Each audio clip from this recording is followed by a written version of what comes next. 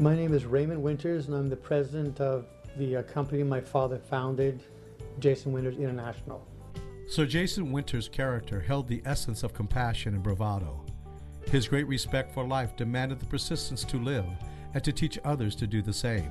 My father was a cancer patient who was supposed to die in 1977. My father endured 70 radiation treatments. And after going through everything that the doctors had asked him to do, they told him that he was going to die anyway. He had 90 days to live.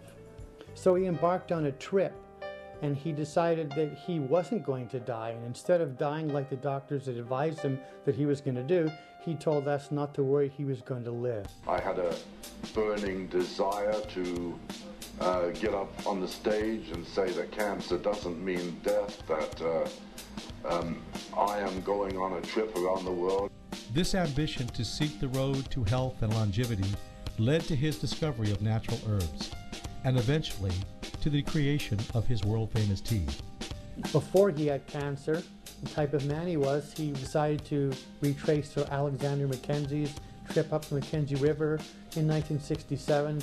Him and his partner Dan Ross got into a canoe and paddled 2,800 miles from its source in Great Slave Lake to where it empties into the Arctic Ocean in Inuvik. During his exploration on the Mackenzie River, a great north storm forced him to the shoreline for 3 days until being rescued by a helicopter.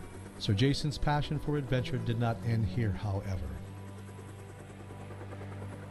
He was an adventurer as well. He announced to my mom and us kids that he was going to cross the Atlantic in a helium balloon. In 1978, National Geographic magazine documented his historical helium balloon trip across the Atlantic. Learning from previous experiences, Winters demonstrated his creative ingenuity when constructing safeguards on his helium balloon. When he went across the Atlantic, most people would have put a basket underneath the balloon. My father put a boat. So when he crashed into the sea, they survived.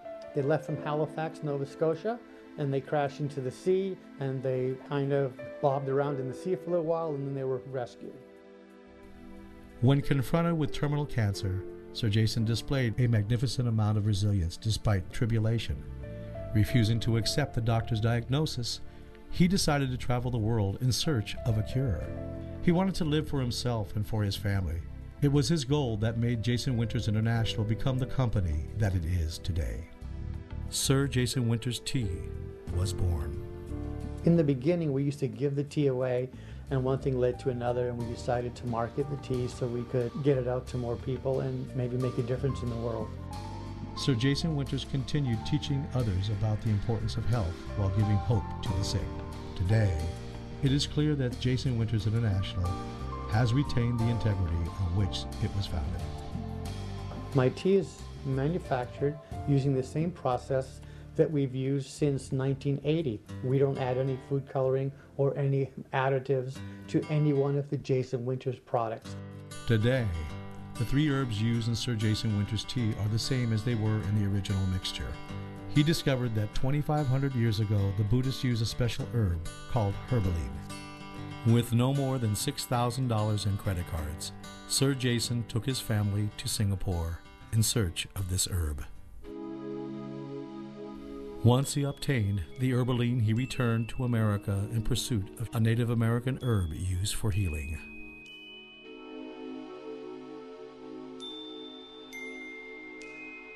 Continuing his desperate search to find a cure for his disease, Sir Jason Winters traveled to England.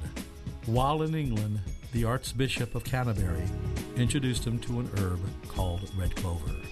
It's made of 3 herbs, the clover tops, sage and chaparral, and herbaline. Each one of those herbs in their own right has health benefits on their own. You can get on the internet or do your own research at the library, and the benefits on those herbs will come up independently researched. Sir Jason Winters was a very accomplished man, and his list of accolades is enough to circle the globe. Through his journey, he had found a way to extend his life and give hope to those in need.